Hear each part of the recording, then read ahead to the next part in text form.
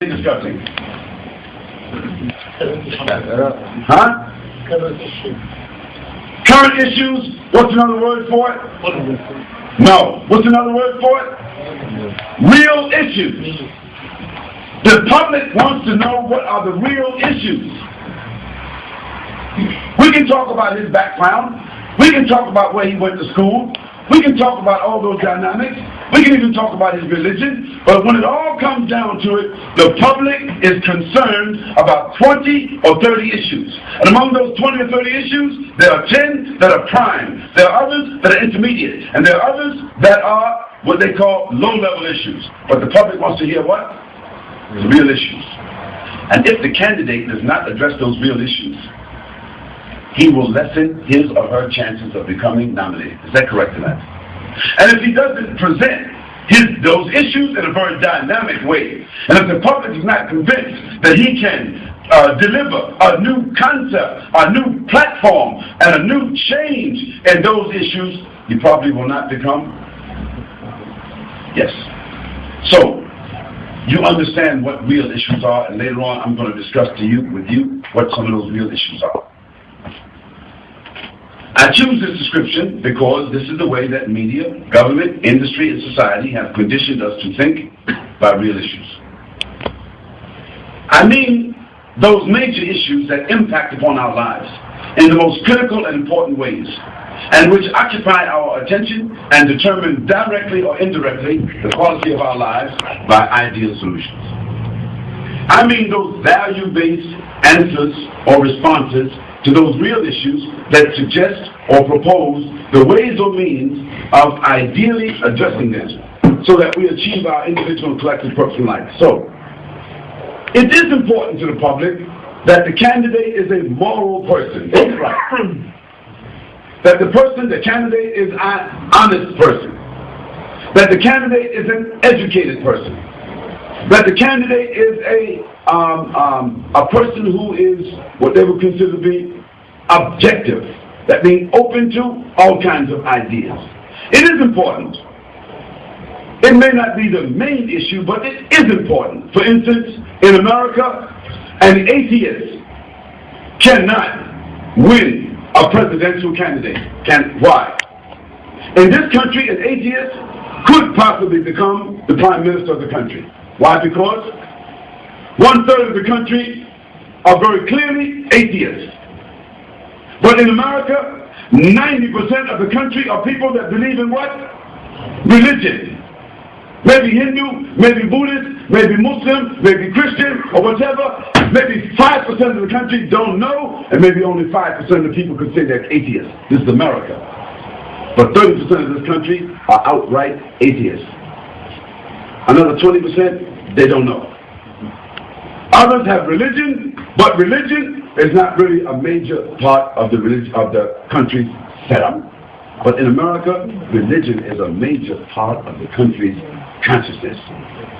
That's why an atheist, a socialist, a communist, a dialectical materialist, a person who is pronounced, just a materialist, he cannot win the presidency of the United States of America. And that's why America is a very much different country than the UK. Now, there's a set of dynamics that you need to understand when you think about the difference between America and any other country. That's what you need to understand. According to the social, political, religious, and intellectual dynamics which dominate our lives, our perspectives and approaches will differ. I believe that as a Muslim American, now understand what I said. I give myself an identity. I'm presenting myself as I would anywhere in the world.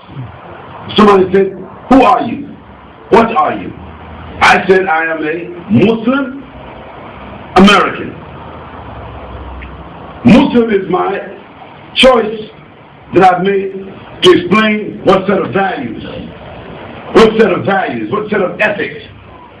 I don't want to call it religion. That's my set of values, my set of ethics. So somebody might say, oh, Muslim, isn't that an Asian religion? I said, well, no, there's a lot of Muslims in Asia.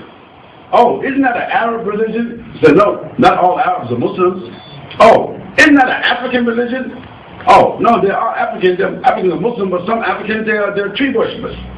Oh, so then, what do you mean by Muslim then? Now it gives me the chance to do what? To explain to people what Islam is. Now, what is American? American. I'm not American in terms of, I don't eat at McDonald's. I don't believe in the same things all Americans believe in. 2 chickens in every pot and 2 cars in every garage, and we control the world, and big cars and big roads and Hollywood and blah blah. No, that's not what I mean. Those are American values. Those are their cultural values. But American, when I use the terminology, means that is my citizenship. That is where my major social responsibility lies at. Constitutionally, I am responsible as an American citizen to fulfill the constitutional values as an American. Secondly, from a social point of view, it becomes a responsibility of myself to use my Islam, to use my resources, my family, my ideas, to do what? Help to reform, help to reshape, and help to redirect what society? First, America. So Muslim American for me has very clear terminology. Not American Muslim, but Muslim American. And I don't care if I'm talking to George Bush or the Homeland Security or anybody else, I can explain and I can defend that terminology. Now for you, you have to explain and you got to determine what is your identity. You want to call yourself a Muslim British, or you want to call yourself Pakistani British, or you want to call yourself Bangladeshi British, or African British, or something like this here, you qualify that for yourself. For me, nationalism is not based upon ethnicity. I'm not an American nationalist.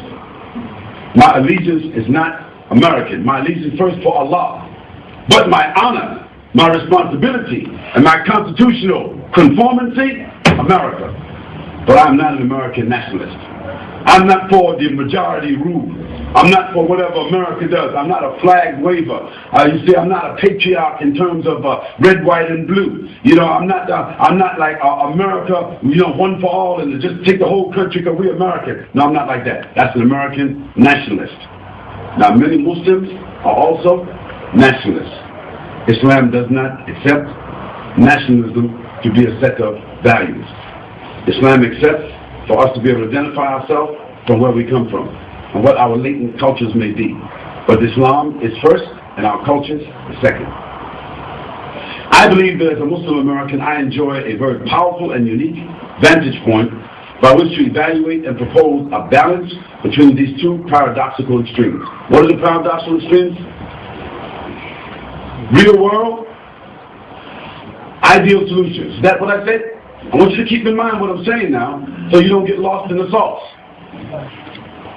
The paradoxical extremes I'm